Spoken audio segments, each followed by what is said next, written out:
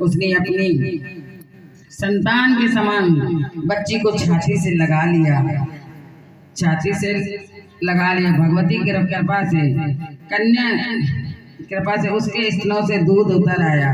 पति पत्नी दोनों ने प्रेम से कन्या का नाम रुक्को रख दिया। रुक्को की माँ महाराजा हरिश्चंद्र के घर साफ सफाई आदि का काम करने जाया करती थी। एक दिन वह बीमार पड़ गई। महाराजा की पत्नी तारामती ने जब रुक्को को देखा तो वह अपने पूर्व जन्म के पुण्य से उसे पहचान गई। तब तारामती ने रुक्को से कहा, हे बहन, तुम मेरे निकट आकर बैठो। महारानी की बात सुनकर रुक्को बोली, महारानी, मैं नीच जात की भंगीन हूँ, भला आपके पास कैसे बैठ सकती हूँ। तब तारामती ने कहा, बहन, पूर्व जन्म में तुम मेरी सगी बहन थी। एकादशी व्रत खंडित करने के कारण तुम्हें छिपकली की योनि में जाना पड़ा। जो होना था सो हो चुका। अब तुम अपने इस जन्म को सुधारने का उपाय करो तथा भगवती वैष्णो माता की सेवा करके अपना जन्म सफल बनाओ। यह सुनकर रुक्को को बड़ी प्रसन्नता हुई। रुक्को ने तारामती से माता की सेवा करने का उपाय पूछा। रानी ने बताया कि वैष्णो माता सब मनोरथों को पूरा करने वाली है। जो लोग श्रद्धा पूर्वक माता का पूजन और जागरण करते हैं उनकी सब मनोकामनाएं पूर्ण होती हैं। रुक्को ने प्रसन्न होकर माता की मनौती करते हुए कहा, हे माता, यदि आपकी कृपा से मुझे एक पुत्र प्राप्त हो जाए तो मैं आपका पूजन और जागरण करवाऊंगी। प्रार्थना को माता ने स्वीकार कर लिया। फलस्वरूप 10वें महीने में उसके गर्भ से एक अत्यंत सुंदर बालक ने जन्म लिया। परंतु दुर्भाग्यवश रुक्को को माता का पूजन जागरण करने का ध्यान ही नहीं रहा। बोली सच्चे दरबार की। परिणाम यह हुआ कि जब वह बालक 5 वर्ष का हुआ तो उसे माता चेचक निकल आई। रुक्को दुखी होकर अपने पूर्व जन्म की बहन तारामती के पास गई और बच्चे की बीमारी का वृत्तांत कह सुनाया। तब तारामती ने कहा, तू जरा ध्यान करके देख कि तुझसे माता के पूजन में कोई भूल तो नहीं हो गई। इस पर रुक्को को 6 वर्ष पहले की बात ध्यान आ गया और उसने अपना अपराध स्वीकार कर लिया। रुक्को मन में निश्चय किया कि बच्चे को आराम आने पर अवश्य जागरण करवाऊंगी। भगवती की कृपा से बच्चा दूसरे दिन ही ठीक हो गया। तब रुक्को ने देवी के मंदिर में जाकर पंडित से कहा कि पंडित जी, मुझे अपने घर माता का जागरण करना है, सो आप मंगलवार को मेरे घर पधार कर कृतार्थ करें। पंडित जी बोले, अरे रुक्को, तू यहीं 5 रुपए दे जा, हम तेरे नाम से मंदिर में जागरण करवा देंगे। तू नीच जात की स्त्री है, इसलिए हम जागरण नहीं कर सकते। रुक्को ने कहा, हे पंडित जी, माता के दरबार में तो ऊंच नीच का कोई विचार नहीं होता, वे तो सब भक्तों पर समान रूप से कृपा करती हैं, अतः आपको कोई ऐतराज नहीं होना चाहिए। इस पर पंडितों ने आपस में विचार करके कहा, यदि महारानी तारामती तुम्हारे जागरण में पधारे तब तो हम भी स्वीकार कर लेंगे। यह बात सुनकर रुक्को महारानी के पास गई और सब वृतांत कह सुनाया। तारामती ने जागरण में सम्मिलित होना स्वीकार कर लिया। जिस समय रुक्को पंडित जी से कह रही थी, कहने के लिए गई कि महारानी जी जागरण में आवेंगी, उस समय सैन्यनाई ने बात सुन ली और महाराजा हरिश्चंद्र को जाकर सूचना दी। राजा ने सैन्यनाई से सब बात सुनकर कहा कि तेरी बात झूठी है, महारानी भंगियों के घर जागरण में नहीं जा सकती। फिर भी परीक्षा लेने के लिए उसने रात को अपनी उंगली में थोड़ा सा चीरा लगा लिया और जिससे नींद ना आवे। रानी तारामती ने जब देखा कि महाराज को जागरण का समय हो रहा परंतु महाराज को नींद नहीं आ रही है, तो उसने माता वैष्णो से मन ही मन प्रार्थना की, हे माता, आप किसी प्रकार उपाय से राजा को सुला दीजिए ताकि मैं जागरण में सम्मिलित हो सकूं।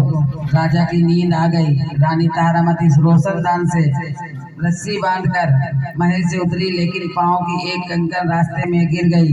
उधर थोड़ी देर बाद राजा की हरिश्चंद्र की नींद खुल गई। तब वह भी रानी का पता लगाने निकल पड़े। मार्ग में कंगन व रुमाल उसने देख लिया और जागरण वाले स्थान पर जाकर पहुंचा। राजा ने दोनों चीजें रास्ते से उठाकर अपने पास रख ली और जहाँ जागरण हो रहा था वहाँ एक कोने में चुपचाप बैठकर सब दृश्य देख रहा था। जब जागरण समाप्त हुआ तो सबने माता की आरती व अरदास कराई। इसके बाद प्रसाद बांटा गया। रानी महारानी को जब प्रसाद मिला तो उसने झोली में रख लिया। यह सब देख लोगों ने पूछा, आपने प्रसाद क्यों नहीं खाया? यदि आप न खाएंगी तो कोई भी प्रसाद नहीं खाएगा। रानी बोली, तुमने जो प्रसाद दिया है वह मैंने महाराज के लिए रख लिया, अब मुझे मेरा प्रसाद दे दो। अब की बार प्रसाद लेकर तारामती ने खा लिया। इसके बाद सब भक्तों ने माता का प्रसाद खाया। इस प्रकार जागरण समाप्त करके प्रसाद खाने के पश्चात माता तारामती महल की ओर चली। तब राजा ने आगे बढ़कर रास्ता रोक लिया और कहा, तूने नीचों के घर का प्रसाद खाकर अपना धर्म भ्रष्ट किया है। अब तो मैं तुझे अपने घर कैसे रखूं? तूने तो कुल की मर्यादा और मेरी प्रतिष्ठा का भी कोई ध्यान नहीं रखा। जो प्रसाद तू अपनी झोली में रखकर लाई है उसे खिलाकर मुझे और भी अपवित्र करना चाहती। ऐसा कहते हुए जब राजा ने झोली की ओर देखा तो भगवती की कृपा से प्रसाद के स्थान पर उसमें चंपा, गुलाब, गेंदा के फूल, कच्चे चावल और सुपारी दिखाई दी। यह चमत्कार देख राजा आश्चर्यचकित रह गया। हरिश्चंद्र रानी तारामती को साथ लेकर महल लौट आया। वहां रानी ने ज्वाला मैया की शक्ति से बिना किसी माचिस या चकमक पत्थर की सहायता के लिए राजा को अग्नि प्रज्वलित करके दिखाई, जिसे देख राजा का आश्चर्य और बढ़ गया। राजा को मन ही मन में देवी के प्रति विश्वास तथा श्रद्धा जाग उठी। इसके बाद राजा ने रानी से कहा, मैं माता के प्रत्यक्ष दर्शन करना चाहता हूँ। रानी बोली, प्रत्यक्ष दर्शन पाने के लिए बहुत बड़ा त्याग करना पड़ेगा।